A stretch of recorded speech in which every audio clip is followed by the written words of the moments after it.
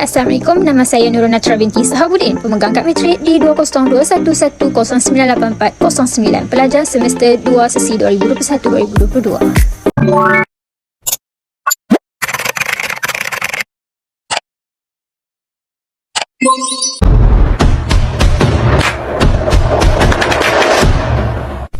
Ini perkara-perkara yang saya akan bahaskan. Setiap manusia memiliki akal dan berusaha untuk menemukan sebuah kebenaran. Salah satu cara yang sudah ditempuh untuk memperoleh kebenaran ialah dengan metod melalui pengalaman atau empiris yang lalu. Pengalaman yang diperoleh manusia membuahkan hasil dan kejadian yang berlaku di alam dan dapat difahami. Sebelum saya membentangkan tentang teori kebenaran, korespondensi ini dan koherensi ini, kita perlu memahami dahulu apakah yang dimaksudkan dengan kebenaran. Kebenaran adalah suatu hal yang boleh dikatakan benar, yang berdasarkan dengan alasan-alasan yang jelas dan logik.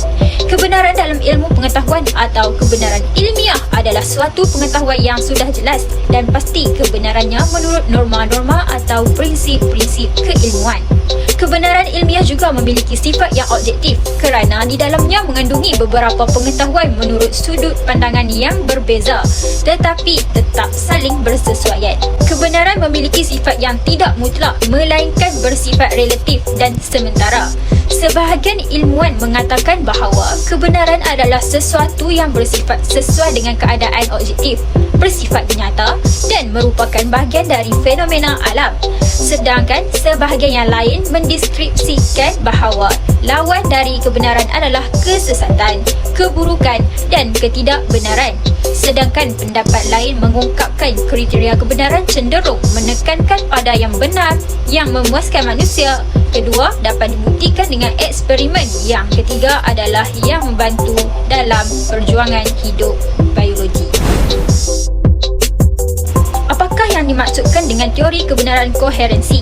Teori kebenaran koherensi adalah teori kebenaran yang didasarkan kepada kriteria koheren atau konsistensi. Suatu pernyataan disebut benar bila bersesuaian dengan jaringan komprehensif dari pernyataan-pernyataan yang berhubungan dengan secara logik. Pernyataan-pernyataan ini mengikuti atau membawa kepada pernyataan yang lain. Teori koherensi atau konsistensi yang dikenali sebagai the consistent or coherence theory of truth memandangkan bahawa kebenaran ialah kesesuaian antara suatu pernyataan dengan pernyataan-pernyataan yang lainnya yang sudah lebih dahulu diketahui, diterima dan diakui sebagai benar. Apakah yang dimaksudkan dengan teori kebenaran korespondensi pula? Suatu proposisi adalah benar apabila terdapat suatu fakta yang sesuai. Teori ini sering diasosiasikan dengan teori-teori empiris pengetahuan. Teori kebenaran korespondensi adalah teori kebenaran yang paling awal sehingga dapat digolongkan di dalam teori kebenaran tradisional kerana Aristoteles sejak awal sebelum abad moden lagi.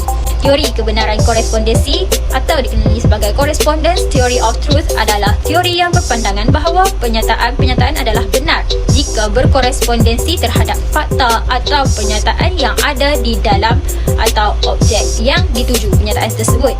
Kebenaran atau suatu keadaan dikatakan benar jika ada kesesuaian antara erti yang dimaksudkan oleh suatu pendapat dengan fakta.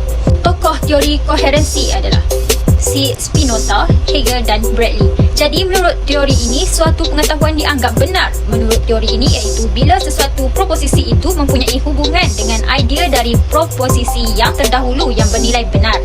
Jadi, kebenaran dari pengetahuan itu dapat diuji melalui kejadian-kejadian sejarah atau melalui pembuktian logik atau matematik.